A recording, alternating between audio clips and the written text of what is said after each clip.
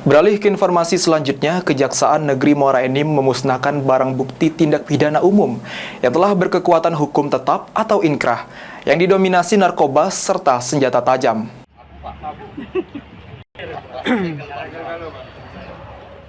Kejaksaan Negeri Muara Enim memusnahkan barang bukti yang telah berkekuatan hukum tetap atau inkrah di halaman kantor Kejari Muara Enim.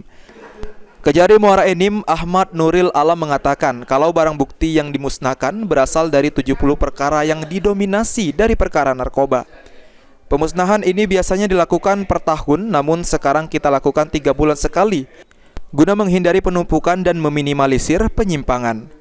Kemudian barang bukti atas 70 perkara. 70 perkara yang sudah inkrah periode bulan November 2023 sampai Januari 2024. Jadi biasanya kita melakukan pemusnahan itu bisa setahun 2-3 kali. Kami mengakselerasi untuk meminimalisir penyimpangan dan seterusnya. Kita lakukan 2-3 bulan sekali. Hingga saat ini perkara narkoba menjadi prioritas kejaksaan untuk dilakukan penyelesaian untuk menekan angka penyalahgunaan narkoba di tengah masyarakat. Dengan seringnya dilakukan pemusnahan barang bukti, akan semakin banyak perkara narkoba dan tindak pidana umum yang berhasil diselesaikan. Mardiansyah, PAL TV.